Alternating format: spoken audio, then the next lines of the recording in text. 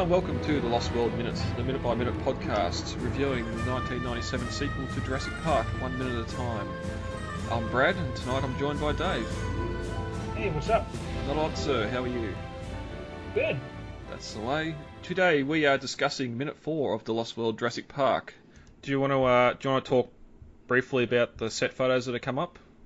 There's recently came out an image of these structures with square pillars and pointed roofs that almost are reminiscent, to me at least, of the concept art from the first movie of the hotel lodge.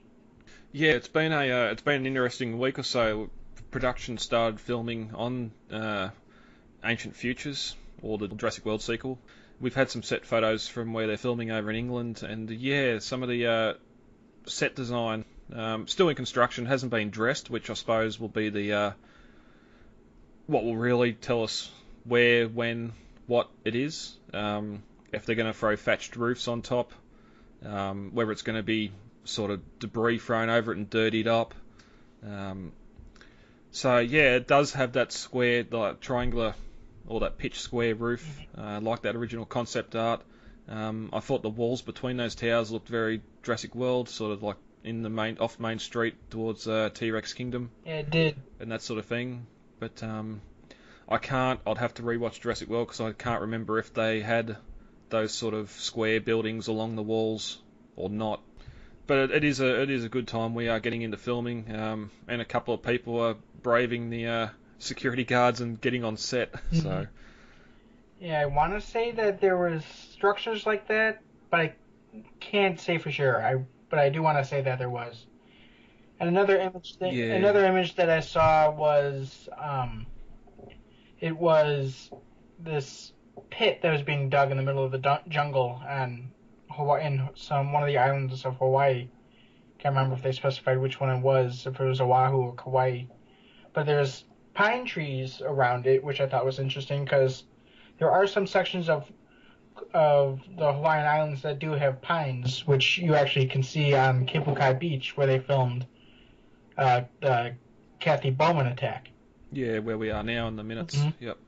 Yeah, that one was interesting. I don't know if that was because Inhumans is filming over there at the moment too, isn't it? Yeah. So I know Real Tours Hawaii are chasing that production around at the moment. Mm-hmm. So yes, and we've also got notification that the film crew will be moving to Hawaii May to June or May to July, I believe, were the dates we had.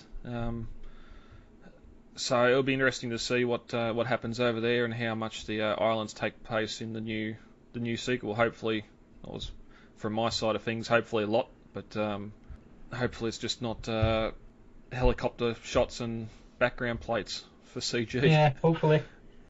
All right, David. So if that's all, are you ready to get into this week's minute? I am, yeah. Alrighty, let's do it. As the third minute of the Lost World ends, a creature jumps out of the underbrush, and Kathy says, "Well, hello there."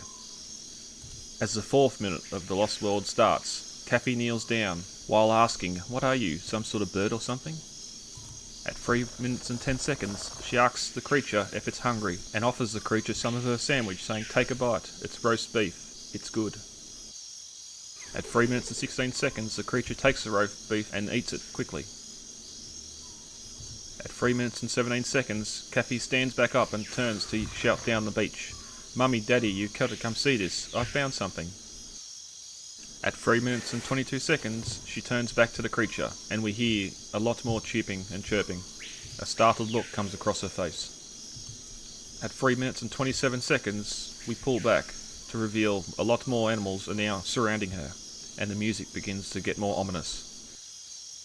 At 3 minutes and 30 seconds, the creatures start jumping and hopping all around her, forcing her back towards the beach.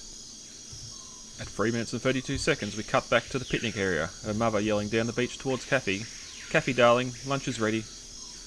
At 3 minutes and 38 seconds, we cut back to Kathy, still walking back towards the beach, surrounded by little creatures. She asks if they're looking at her sandwich and throws it to the ground, saying there isn't enough to go around, and screams. At 3 minutes and 47 seconds, we cut back to the picnic area as screams can be heard. Mike Bowman puts his newspaper down. The crew look down the beach. Mrs. Bowman says her husband's name, and he gets up from his chair and begins to run towards his screaming daughter.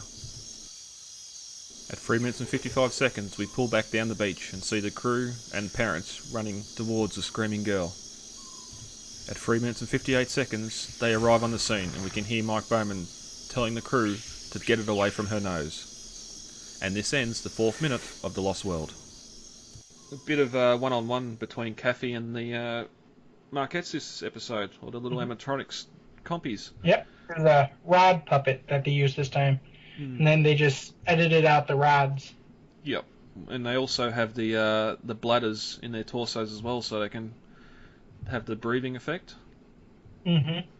And that was personally asked for by Spielberg. He wanted them to have a quick kind of breathing moment, or movement. Yeah, yep, and it's something we do see a lot more later on in the movie as well. It's great little work with the few animatronics they had here, or the rod puppets they had here being used. You can really, the actress that plays Kathy, sort of, you can tell she's looking at something real, even though there is some filled-in CG creatures skirting around as well. I suppose one thing to bring up is feeding wildlife. Not normally the best idea. No. So you get attacked by bears. Yeah, I was going to bring up the North American bears, especially when you get in the parks and that not so friendly like Yogi Bear, stealing the picnic baskets. Hey, boo boo, gonna get us some picnic baskets.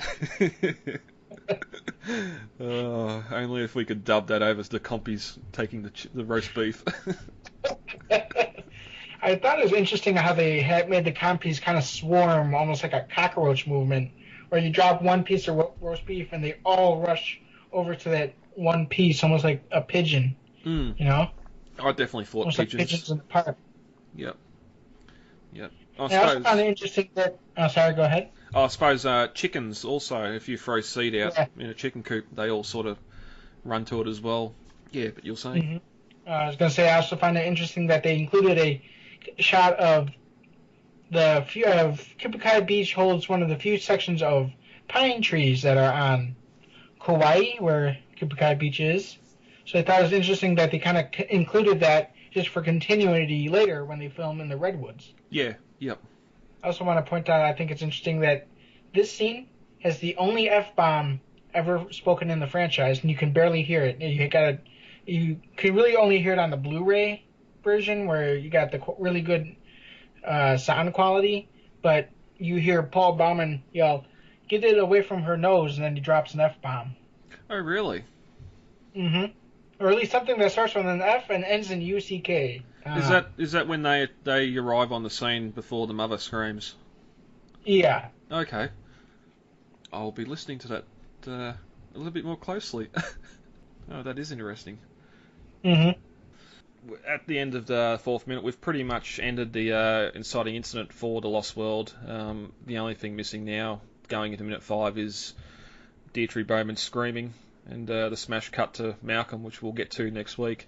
So, David, comparing this back to the raptor sequence at the start of Jurassic Park, we have the parasailing sequence at the start of Jurassic Park 3. And I suppose Jurassic World didn't really have, it just had the eggs hatching. Where does this sort of rank amongst the 4 movies? I want to say that in terms of intensity, I want to say that the first movie's opening sequence was probably the most intense. This one is far more interesting, I think. It's more complex, as is the entire film itself. And, of course, you have the mystery monster in the third one, which not even the director says in the commentary, even I don't know what it was. I'm like, really? You directed the movie, how do you not know what it was? Because the script was getting written before they started filming and they just went with it. My personal belief on that is some of the pterosaurs, but that's all fan headcanon. Since the director doesn't even know, there is no right or wrong answer. Yeah, I always thought it was the pterosaurs too, actually. Because I suppose we're going on a Jurassic Park 3 tangent.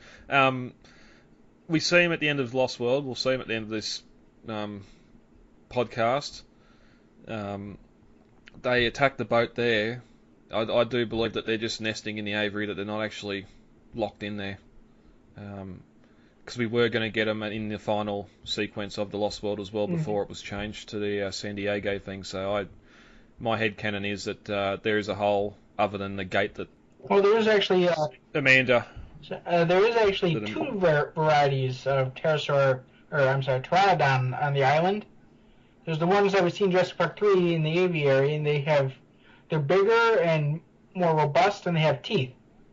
And then there's the ones we see in the end of the Lost World, which are more gracile. They have no teeth, and they're a different coloration. They're more of a blue-green coloration with a yellow crest. Yeah, they got a bit more blue on them, where the ones in the aviary have got more reds and oranges. Which I suppose could lead to, there's two separate clutches released on the island, but then this goes back to what we're going to get to in a little bit later with InGen releasing everything on the island and getting out for the hurricane, which just leads to a lot more issues. The original Jurassic Park opening, it's interesting now that we've got the John Williams Special Edition soundtracks, where you've actually got the score for that, and you can hear the score without the dialogue and everything in front of it. It feels a lot like the Lost World, the Lost World score. But it is good. Like, you get the raptor straight up, the death. Then this is a weird one because of the smash cut we get at the end of it, and then the little girl. It sort of has Spielberg done the unthinkable and killed a girl. We learn later no, but I reckon if they'd gone through it and actually killed her or had her die, it would have been a lot more impacting. But again, PG-13, so you can't do that. And there's always two people that are under what I like to call the Spielberg shield. There's women and children, and you'll notice that in none of his films, rarely in any of his films, except for Jaws, most very notably, he never kills off women or children. Yep, just bad guys. Yep. And Eddie. Eddie was a good guy. Yeah, that's sad. But we'll get to that. Is there anything else you want to add about the openings? No, right now. That's about all we have for minute 4 of The Lost World. Alright guys, let's get the hell out of here. Contact details are on the website, thelostworldminute.com. You can email feedback to thelostworldminute@gmail.com, Facebook, The Lost World Minute, Twitter @thelostworldminute, and Instagram, The Lost World Minute. Easy to remember. Yeah, very easy to remember. Right. David, thank you for joining me for this record. Welcome. And we'll be back. I've been Brad. I'm Dave. And we'll talk to you all later. Goodbye. Talk to you later. Bye. It is absolutely imperative that we work with the Costa Rican Department of Biological Preserves to establish a set of rules for the preservation and isolation of that island. These creatures require our absence to survive, not our help. And if we could only step aside and trust in nature, life will find a way.